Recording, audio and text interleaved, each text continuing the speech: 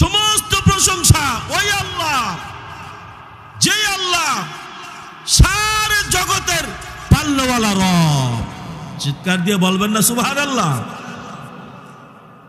এই আসমান জমিন এর ভিতরে বাইরে যা আমাদের চক্ষু নজরে আসে বা না আসে, যা কিছু এই নবমণ্ডল ভূমণ্ডলে যা কিছু আছে, সব কিছুর পরিচালনা করেন যিনি, সৃষ্টি করেছেন যিনি, যিনি আমাদের হায়াতের মালিক, মৌতের মালিক, রিজিকের মালিক, আমাদের আইনদাতা, বিধানদাতা, যার কাছেই সাহায্য চাইলে খুশি হয়, মানুষের কাছে সাহায্য চাইলে মানুষ বিরক্ত হয়।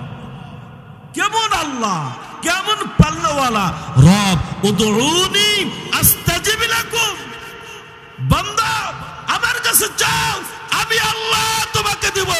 যদি বান্দা তুমি না চাও, আমি আল্লাহ বেজার হই। আল্লাহর কাছে না চাইলে আল্লাহ বেজার হয়, আল্লাহর কাছে চাইলে আল্লাহ খুশি হন, চাইলে খুশি হন। তিনি হচ্ছেন একমাত্র আমাদের খালেক, আমাদের মালিক, আমাদের হায়াতের মালিক, মওতের মালিক, রিজিকের মালিক। তিনি হলেন একমাত্র আমাদের কে? আল্লাহ। জোরে বলেন কে? আল্লাহ। মুহতারাম হাজিরিন, এই মাদ্রাসার প্রোগ্রাম, এই মাদ্রাসাগুলিতে কি হয়? যারা মাদ্রাসাকে মহব্বত করেন, এই মহব্বতের লোকগুলো অনেক সময় মাদ্রাসা যাতায়াত করেন। যে সময় পুরা এলাকার মানুষ ঘুমন্ত থাকে, ঘুমে বিভোর, শীত বর্ষা গরম, কোন অবস্থাতেই সর্ব অবস্থায় একই রুটিন চলে। এই মাদ্রাসাগুলিতে হেফজখানার ছাত্রগুলি গভীর রাত্রে কমস কম ফজরের 1 থেকে 1.5 ঘন্টা আগে উঠবে, ভোর রাত্রে কোরআন কারীম তেলাওয়াত করতে শুরু করে। এখন বলেন সূরা ইয়াসিন তেলাওয়াত করলে 10 খতম কোরআন তেলাওয়াতের সওয়াব পাওয়া যায়। কি বাজান, বয়ান আপনারা শুনছেন না? অনেকেই পড়েছেন, অনেকেই শুনছেন। সূরা ইয়াসিন ফজরের নামাজের পরে তেলাওয়াত করলে 10 খতম কোরআন তেলাওয়াত করার সওয়াব আমার আপনার মালিক আমলনামার ভিতরে দেন। আর পড়ি বা না পড়ি, বলবেন না সুবহানাল্লাহ। মুহতারাম হাজিরিন, আমরা কি হাত উঠাই দেখাইতে পারবো যে সূরা ইয়াসিন কয়জনের তেলাওয়াত করছি? জিকির আছে, নামাজ আছে, রোজাও কিছু কিছু আছে, এলাকার মানুষ রোজাও থাকে। কিন্তু দুঃখের বিষয়, পরিতাপের বিষয়, যেই জিনিসে মালিকের রহমত আরশে আজিম থেকে সরাসরি বান্দার ঘরে আসবে, সেটা জিকিরের মাধ্যমে, নফল নামাজের ভিতরে না। মুহাম্মদুর রাসূলুল্লাহ সাল্লাল্লাহু আলাইহি ওয়াসাল্লাম বলেন, বান্দা যখন কোরআন তেলাওয়াত করে আরশে আজিম থেকে সরাসরি ওই ঘরের ভিতরে আল্লাহর রহমত আসতে থাকে।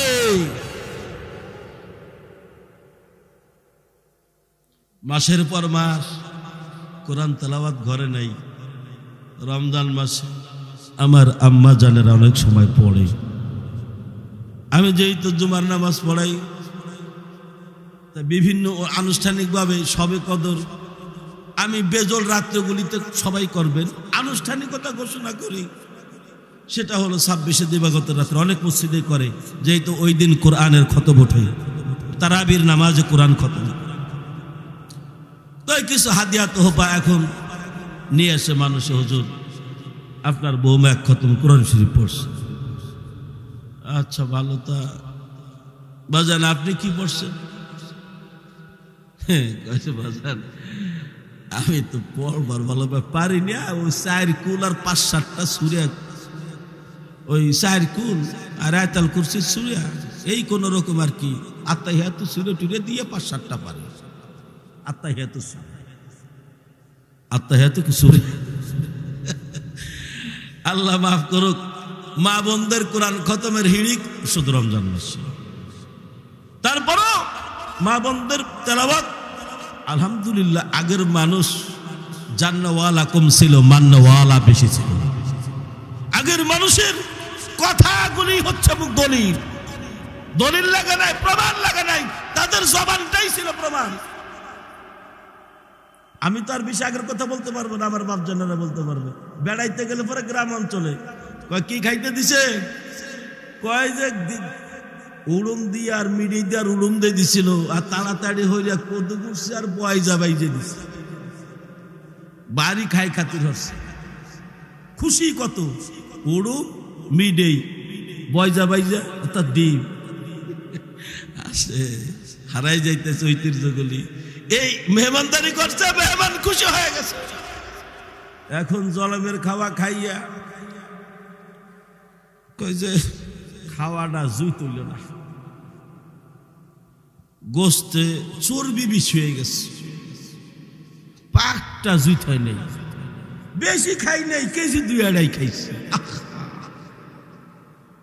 বরযাত্রীতে যেদিন যাবে কিছু পোলাবান আছে, সকালে দিয়ে খাওয়া ছাড়া দেয় পুত্রি চড়ে যাইয়া 2 লোকমা খাইয়ে শীতে পড়ে খাবার পারে না, খিদে পেটে এত খাওয়া যায় না। এই বুদ্ধি শিখাই দেয়, বেশি খাবার চাইলে পরে কটা খাইয়ে যাবে বাড়িতে। বাস্তব মিলাই দেখতে সামান্য কিছু খেয়ে যাবেন, দেখুন বেলা গলে গেল, বেলা গড়ে গেছে, সব টাইম পার হয়ে গেছে, খানায় আপনার জুইতে হবে না খাইয়া। আর না খুদে মুরব্বীরা বলে খিদে গেছে মেয়েডি, আর খাওয়া যায়নি। যা কিছু খায় মানুষ শুকুর গুজার করে না। আগের মানুষ কিছু মুড়ি, কিছু মিডেই এইগুলো খায়, ডিম বাজিতে ভাত খেয়ে শুকরিয়া আদায় করছে, আলহামদুলিল্লাহ। মুহতারাম হাজিরিন, যেইভাবে আল্লাহর রহমত আসার কথা, যেই জিনিস দিয়ে আল্লাহর রহমত আসার কথা, রহমতের দরজা আমরা বন্ধ করে দিছি। আমাদের পকেটে পকেটে গান বাদ্য হায়া বেহায়া পানা ভরপুর, কোরআন তেলাওয়াত নাই, জিকির আছে, নামাজ আছে, নফল আছে, আন্দোলন আছে, আমল আছে। একটা জিনিসের অভাব, কোরআন তেলাওয়াতকারীর অভাব, কোরআন তেলাওয়াতকারীর অভাব। আল্লাহর রাসূল বলেন, আল্লাহর রহমত আরশ আজিম থেকে যদি পেতে চাও, আল্লাহর কোরআন তেলাওয়াত শুরু করো। আল্লাহর আরশ আজিম থেকে সরাসরি তোমার উপরে, তোমার বাড়িতে, তোমার ঘরে রহমত নাজিল হইতে থাকবে। আল্লাহ আমাদেরকে বুঝবার তৌফিক দান করুক, সকলে বলেন আমিন। গলা ভাঙ্গা, আওয়াজ বেশি দিতে পারবো না। ইজতেমার মাঠে 4 দিন গড়িয়ে আইছি তো গলায় জুত করতে পারতেছি না। আমার কাকা আছে। আল্লাহু আকবার। মুহতারাম হাজিরিন, আল্লাহ আমাদের কোরআন তেলাওয়াতকারী বানায়া আল্লাহর বিধান, আল্লাহর কথা, আল্লাহর ভাষা, মুহাম্মদুর রাসূলুল্লাহ সাল্লাল্লাহু আলাইহি ওয়াসাল্লাম বলেন, যখন আমার উম্মতেরা কোরআন তেলাওয়াত করবে, সে যেন মনে করে যে আল্লাহর সঙ্গে কথা বলতেছে। বলবেন না সুবহানাল্লাহ? আল্লাহ আমাদেরকে বুঝবার তৌফিক দান করুক, বলেন আমিন।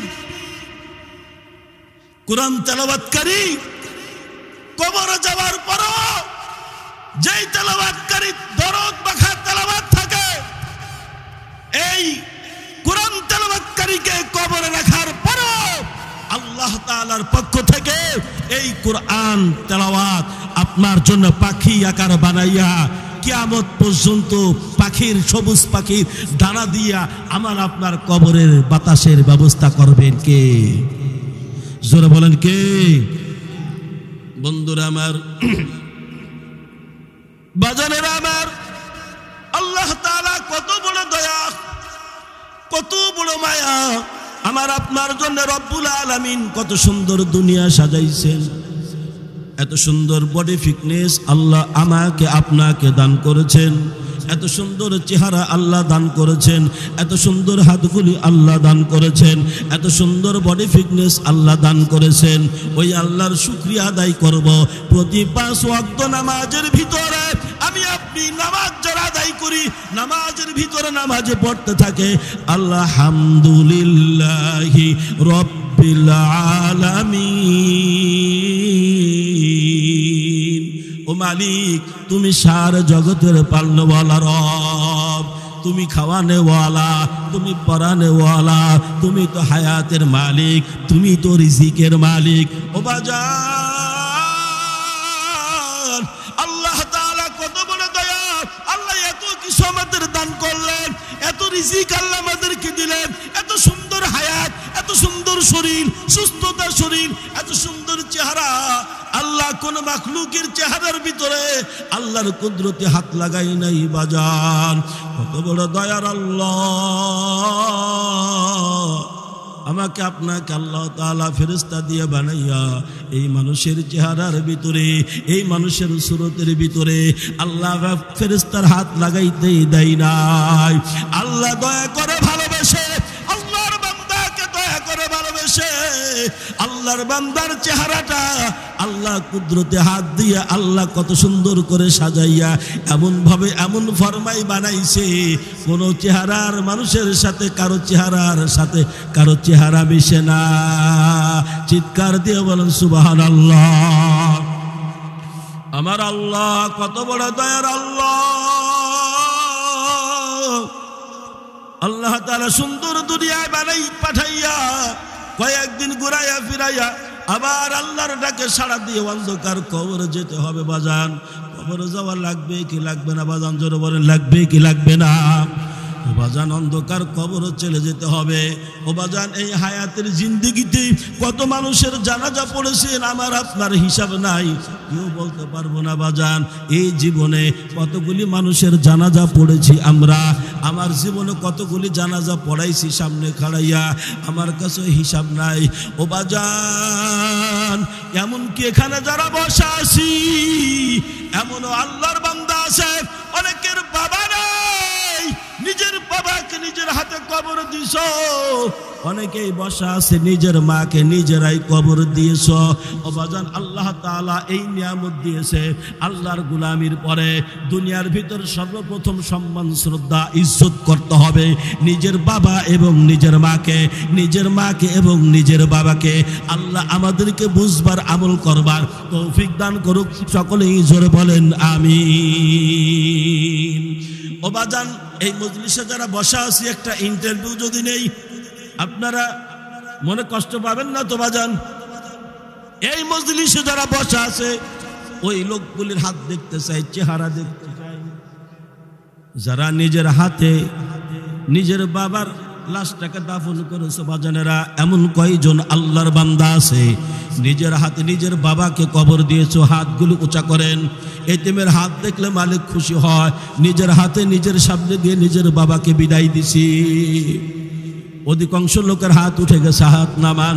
এখন দেখতে চাই রে বাজান ওই লোকগুলি যেই জনম দুঃখিনী মা 10 মাস 10 দিন গর্ভ রেখে আমাকে আপনাকে মালিক যে মায়ের কোলের মাধ্যমে এই দুনিয়া এত সুন্দর কইরা, যেই মা দুনিয়ায় আসবার পরে 2 বছর পর্যন্ত মানুষের জবানে কোনো ভাষা থাকে না, শুধু কাঁদতে পারে। ছোট ছোট বাচ্চারা শুধু কাঁদতেই পারে। কিন্তু এমনই একবার মা, ওই মা ছাড়া দুনিয়ার কেউ বুঝুক আর না বুঝুক, বাচ্চার চিৎকারের আওয়াজে মায়ের মনের বুঝে আসে আমার বাচ্চার কি দরকার, আমার বাচ্চা ঘুমাবে, আমার বাচ্চা এখন খাবে। কেউ বুঝে না, বুঝে শুধু মা। এখন দেখতে চাই কোন আল্লাহর বান্দারা নিজের হাতে নিজের মাকে কবর দিয়েছি, নিজের সামনে দিয়ে নিজের মা বিদায় নিয়েছে। এই হাতগুলি দেখতে চাই যাদের মা অন্ধকার কবরে। আল্লাহ তুমি এদের মা এবং বাবাকে মাফ করে দেন। হাত নামান। এইবার মাও নাই, বাবাও নাই, এদের মতো দুঃখী এই জমিনে আর নাই। ও বাজান, মাও নাই বাবাও নাই, এমন লোক এখানে আছেন কিনা মাও নাই বাবাও নাই? যদিও পয়েন্টে কথা চলে আসছে, এই জন্য কথাটা জিজ্ঞাসা করলাম। এতিমেরা এই মাহফিলে বসে মা বাবার জন্য দোয়া করা চাই, আল্লাহ দোয়া ফেরত দিবে না। আল্লাহর ওলির সঙ্গে আমরা হাত উঠাইয়া দোয়া করে আখির মোনাজাত করে বাড়িতে যাব। আল্লাহ আমাদেরকে তৌফিক দান করুক। সকলেই জোরে বলেন আমিন। এবার হাতগুলো দেখতে চাই যাদের মাও নাই বাবাও নাই। আয় আল্লাহ, আমাদের মা বাবার কবরে আযাব দিও না। ও বাজান, সন্তান ইন্তেকালের বড় হক হলো মা বাবার ইন্তেকালের পরে মা এবং বাবার পরিচিত লোকগুলি যারা আপনজন যারা তাদেরকে ভালোবাসা, সন্তান হিসাবে কর্তব্য হলো দোয়া করা। ও বাজান, এখন মা অন্ধকার কবরে, বাবা অন্ধকার কবরে, আপনি 5 ওয়াক্ত নামাজ পড়া মালিকের দরবারে যদি হাত উঠাইয়া মালিককে যদি ডাক দিয়ে বলেন, আল্লাহ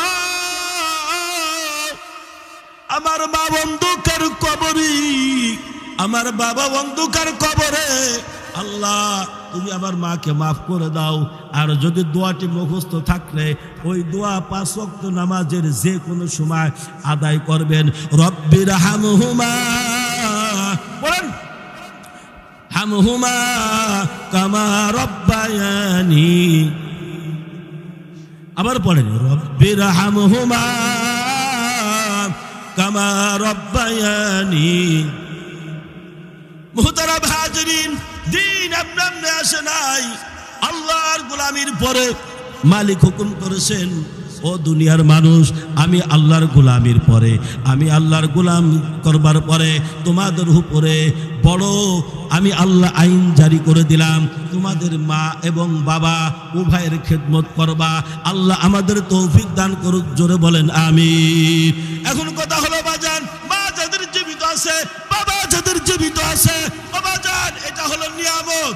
যাদের জীবিত আছে ও বাজান পায়ে হাত রেখে বলি, মা বাবার কষ্ট দিও না, আল্লাহ আমাকে এবং আপনাদের সকলকেই বুঝদান করুক, জোরে বলেন আমিন।